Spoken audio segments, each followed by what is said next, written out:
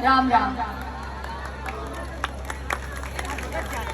भगत जी को, उनके परिवार को, कलाकार साथियों को, सभी को धन्यवाद और मेरी राम राम कि आपने मुझे इधर बुलाया और साथ ही साथ अपने विचार रखने का मौका दिया, तो बहुत बहुत धन्यवाद आपका। शुरुआत तो हमने राम राम से कर ही ली है, क्योंकि आज बाबा की मूर्ति दिख रही है सामने, तो एक सवाल पूछने का मन कर गया सभी जो इधर भक्तजन बैठे हैं उनसे। कभी सोचा है कि जैसे बालाजी धाम जाते हैं, किसी भी मंदिर जाते हैं, तो उधर सबसे बड़ा चढ़ावा क्या माना जाता है?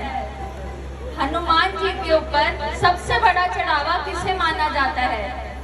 क्या माना जाता है? किसके सबसे ज्यादा मायने हैं? वो है राम नाम के जप के। तो एक बार सब जितने भी लोग इस परिसर में बैठे हैं जोर से बोलेंगे, जय श्री राम, जय श्री राम, जय जय श्री राम। ये जो राम नाम है, ये सिर्फ एक नाम नहीं है, ये शक्ति है, ये भक्ति है और ये हमारे संस्कार है। हम इधर उपस्थित हैं, रात में 10, 11, 12, 4 भी बज जाते हैं, हम अपने बच्चों को इधर लेकर आते हैं, सिर्फ भगवान की भक्ति के लिए नहीं, इसीलिए कि उनको सही गलत की पहचान दे पाए, उनको बता सकें कि क्या अच्छा है, क्या बुरा है, क्या भगवान की भक्ति को मंजूर है, क्या नहीं मंजूर है। ये जो जागरण होते हैं ये बहुत जरूरी है अपने संस्कारों को, अपने कल्चर को, अपनी संस्कृति को आगे बढ़ाने के लिए। तो इधर जितने भी माँ बाप अपने बच्चों को लेकर आए हैं उनका खास तौर से धन्यवाद करती हूँ, क्योंकि आप लोग बहुत अच्छा कदम उठा रहे हैं हमारे देश को तरक्की पे ले जाने के लिए।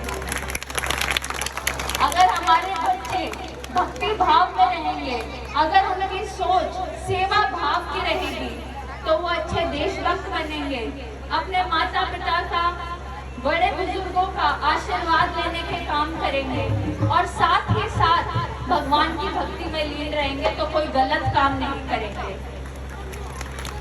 आज भी मैं अपनी माताओं बहनों के साथ बैठी थी, तो एक चीज जो उनके मुख से, और इधर की बात नहीं है, हर जगह की बात है, वो जो सुनने में आती है, जो सबसे बड़ा दुख है वो है नशे पते का। और जब हम ऐसी जगहों पे आते हैं तो हमारा हक बनता है, हमारा कर्तव्य बनता है कि एक दूसरे को उसके प्रति जागरूक करें कि कैसे जो नशे हैं, शराब है, ड्रग्स हैं, ये कैसे हमारे समाज को खोखला कर रही है और हमें, हमारे देश को खत्म कर रही है। तो ये हमारा कर्तव्य है, एक दूसरे को साथ लेकर चलना, आगे लेकर चलना। और ये मैं नहीं कह रही, ये हमारे ग्रंथों में लिखा है, हमारे ग्रंथों में लिखा है कि 4 प्रकार की भक्ति है। अगर 84 लाख योनियों में जन्म लेने के बाद हमें ये मानव मनुष्य जीवन मिला है, तो हमारा कर्तव्य बनता है कि हम 4 तरीके की भक्ति में अपना जो जीवन है लीन करें। पहली भक्ति तो बात कर ही चुके हैं भगवान की, जिसके लिए हम इधर बैठे हैं। दूसरी भक्ति है माँ बाप की, सास ससुर की। अगर उनकी भक्ति कर ली, उनका आशीर्वाद ले लिया, तो उससे साफ आशीर्वाद, बिल्कुल दिल से दिया हुआ आशीर्वाद और कहीं नहीं मिल सकता। अगर पृथ्वी पे कोई भगवान का स्वरूप है तो वो हमारे माँ बाप, सास ससुर हैं, क्योंकि वही ऐसे लोग हैं जो हमें अपने आप की खुशियाँ त्याग कर हमें आशीर्वाद दें। तीसरी भक्ति है, इधर उपस्थित सभी नर नारियों को ये बताना चाहती हूँ, तीसरी भक्ति है जीवन साथी की। और वो ये नहीं है कि सिर्फ एक महिला ही करे, पुरुष का भी कर्तव्य बनता है कि वो अपने जीवन साथी की भक्ति करे, क्योंकि जहाँ पे ये भक्ति होगी, जहाँ पे घर की महिला खुश होगी, उस घर का शुक्र मजबूत होगा।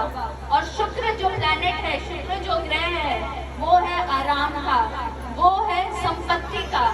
तो जो पुरुष है अगर वो अपनी महिलाओं की इज्जत करे और महिलाएं अपने आदमियों की इज्जत करें, तो उस घर में किसी तरीके के कलेश नहीं मिलेंगे, सबका मन शांत रहेगा। और जो सबसे अहम है वो है देशभक्ति। इधर उपस्थित अगर सभी लोग ये निर्णय ले लें करेंगे तो हमारा देश तरक्की करेगा, और इतनी तरक्की करेगा कि कोई नहीं रोक पाएगा। क्योंकि हमारे देश में जो है वो और किसी देश में नहीं है, वो है सबसे बड़ा लोकतंत्र। और लोकतंत्र का अर्थ है जनता का शासन। और उसी से एक और बात याद आ गई है, जनता का शासन जहाँ कहते हैं वहां मैं आपको वोट की कीमत बता दूं। वोट नहीं है, रिमोट है। अगर रिमोट का सही इस्तेमाल कर लिया तो हमें सुखी जीवन मिलेगा, हमारे बच्चों को अच्छा भविष्य मिलेगा। अभी लोकसभा के चुनाव हैं, आप सभी से मैं ये आशा करती हूँ कि आप वो जो हमारे देश के सपूत शहीद हुए थे उनकी शहीदी को जाया नहीं जाने देंगे और अपना मतदान देने जरूर जाएंगे। मैं नहीं कहती कि किसी एक पार्टी को वोट दो, मैं कहती हूँ अच्छे प्रतिनिधि को चुनो जो काबिल हो, साफ कैरेक्टर का हो, जिसने अच्छे काम करे और सोच समझ के परख के उसका चुनाव करो, किसी की बातों में आके नहीं।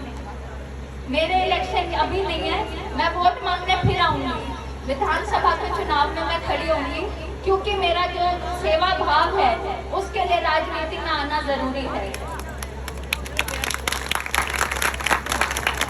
और अपना लालच भी साझा करूंगी सबसे, कोई ऐसे ही काम नहीं करता, सबके कुछ ना कुछ लालच जरूर होते हैं, वो भी मैं आपको बता दूं। पहला लालच ये है कि काम सिर्फ उतना ही करना है जिससे मुझे दुआ मिले, आशीर्वाद मिले, ताकि मैं भी सर उठाकर जी सकूं और जिसने मुझ पे विश्वास किया है उसका भी सर हमेशा उठा रहे। ज्यादा समय ना लेते हुए आप सभी को एक बार फिर राम राम और बहुत बहुत धन्यवाद।